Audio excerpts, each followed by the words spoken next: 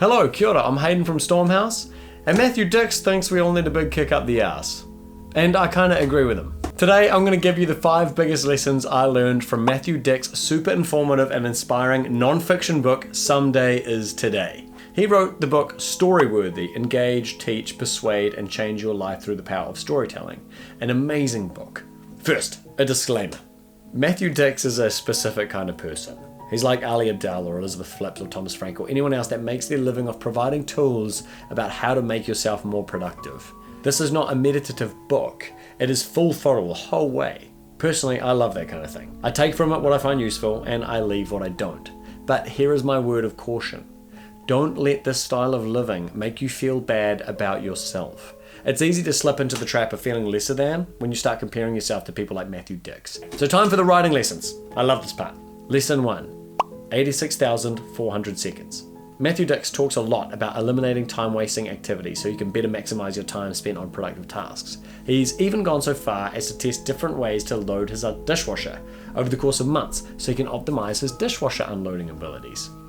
There's a whole part in the book where he recommends you get a timesheet and attempt to account for every single minute in your day. 4 minutes to brew coffee, 8 minutes spent on the toilet, 3 minutes waiting for the bus, that kind of thing. Now, most people, myself included, would find this overkill. But the concept behind the idea is sound. If you can track your time for a few days, you'll find that there are a lot of unaccounted for minutes that you spend whiling away on useless scrolling or just busy work. The first step to eliminating these wasted minutes, something I call grey time, is to identify them. How can we apply this to our own writing? Well, the idea behind 86,400 seconds is basically don't waste time. So as an avid reader, I can't tell you the amount of frustration it gives me to wade through pages and pages where nothing happens. No emotional change, no plot, just navel-gazing and atmospheric descriptions. Some people like this, but for me I find it only serves to whittle down my enthusiasm for the characters and for their actions, the plot. So do not waste your reader's time. There are so many books out there. There are so many shows. There are so many different activities vying for your reader's attention. If someone has chosen to read your book, they're looking to you to entertain them. They want so badly to enjoy themselves. It's the reason they read, and so we must do right by them. One way we can improve on this is to be merciless when we edit our own work. Yes, that paragraph you wrote that describes the rivulets of perspiration crawling their way down your character's glass is beautiful. It's poetry, but does it need to be there? If you cut it, what would happen to the story? Would anyone miss it? Would it change the way your reader feels about your character or the pace of the book? Would anyone miss it? Maybe it needs to be there. Maybe the backstory about a random waiter who pops in 70% through your book is important. It could be. But also maybe it's not, and maybe it should go. Chances are it'll help the pace of your plot, which means your book has just become a little more unputdownable, which is the goal. Respect your reader's time. If they're going to spend some of their precious 86,400 seconds of their day reading your book, then let's do right by them. Lesson 2. Be an eagle, not a mouse. So Dix proposes an idea that people look at the world in one of 2 different ways. You're either an eagle or a mouse. It's the simple idea that an eagle sees things from up high as they are flying, while a mouse is down in the maze, obsessing over details. Bosses who micromanage and need everything to be just so are mice thinkers. Whereas you may have noticed that when a flatmate or a family member does the dishes or cleans the bathroom, they just kind of give everything a quick wipe down and take care of only the most noticeable things. And that's like an eagle thinker, up high looking at the big picture. So the lesson here is, be careful not to get lost in the weeds. Often we could do with a step back to look at things from a greater perspective. I like this a lot because when you think about your favorite books and your films and stories, you don't often think about the tiny details. The first thing that jumps into your mind is usually the mood of the whole book or the characters, or maybe even a massive plot twist within the book. So when you're writing, think about the big picture. How does a story work as a whole? Think about your characters first because, of course, they're the most important. Don't get caught up on tiny details and genius sentences because chances are your reader doesn't care about those anywhere near as much as the overall effect of the work. Step back. Be an eagle. Once you've really nailed your big things from up above, then you can get granular and be a mouse. But be an eagle first. Lesson 3. Be a chicken, not a pig. The idea is not to overcommit yourself to the point where your hide is on the line. If you're a chicken, you can lay as many eggs as you want.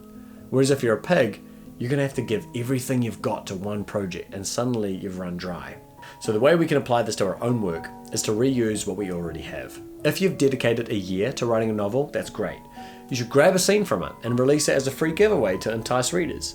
You could film yourself writing on a time lapse and post it on social media with a link to where to buy your book. You could write a short story based on the characters that exist already in your book. If you write non-fiction, you can reuse a post on your blog on every social media channel you have. Throw a picture on the gram with a lengthy caption with some of your ideas. Make a thread on Twitter that outlines your ideas from your blog post. You could send the blog post to different publications and see if they're keen to reprint it. There are a lot of ways that you can reuse your content if you start thinking like a chicken. Lesson 4. Record compliments. This is a mega cute idea. Anytime someone sends you a sweet message or an email, or if they say something in person, record it. Use your bullet journal or Notion or your email client, email it to yourself. Set up a reminder if you want. Tag it, whatever you do, keep it. Then later, when you're feeling like you need a boost, you can dive into this ever-growing folder of sentiments and feel amazing about yourself. Even something as simple as someone telling you that your eyelashes are nice. Keep that. We forget these things all the time. The criticisms we get, we don't need help remembering those. They're seared into our ego. But the compliments often fall by the wayside, and we forget that we're actually smart, good-looking, compassionate, cool people. And you can use it for your writing especially. So if someone gives you a compliment about your work or your work ethic, put it in the back pocket. Later, when you're battling with a block, or if you're feeling like you're never going to finish this current draft, or if someone, God forbid, says something negative about your work, go to the drawer, pull out a random compliment. It will remind you that this negative feeling is temporary, and that your natural state is one that people admire and appreciate and respect. I have a note from when I was 19 years old. I went on a trip to Sydney with some friends, and I'd write these emails to my mum telling her about what we'd gotten up to that day. Unbeknownst to me, she showed one of my emails to my dad. Months later, he brought it up with me and said what a good writer he thought I was. He said my email made him laugh. He felt like he was there because of my descriptions. Now, he's my dad, right? So he could have been blowing smoke up my ass. But I tell you what, I really clung to that compliment. It gave me such a swell of self-esteem and it motivated me to write more. So remember who you're writing for. You're writing for people that love your style and your stories. Read the compliments as often as you want. Keep those people in mind when you write. They are who matter. Lesson 5. Lean into your voice. This isn't a lesson that's in the book per se, but I think it's a good one. So Matthew Dix has such a great voice. His prose, when he's writing non-fiction, is so uniquely him, and I find it ultra charming and hilarious.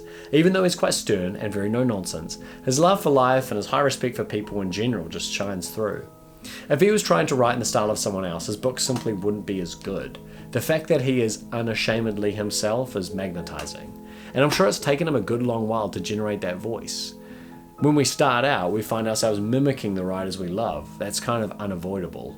But as we write more, we close that gap between what we wish we were like and who we truly are. Be wholly you, and you will find that people gravitate to your words. The only way we can speed this process up is by writing more and putting more out into the world. When you're writing your first draft, try your best to take the brakes off and just write whatever happens in your mind's eye as it happens. Don't try to use big words. Don't try to come up with jokes that, will rival those of your heroes. Just write. Later, when you edit, you'll find that certain words or sentences stick out and they don't feel right. Trust your instinct here because it's telling you how to be more you. And that's what your readers want. They want you. All right, that's 5 lessons from Matthew Dix Some Days Today. Thanks so much for watching. Cue the lightning.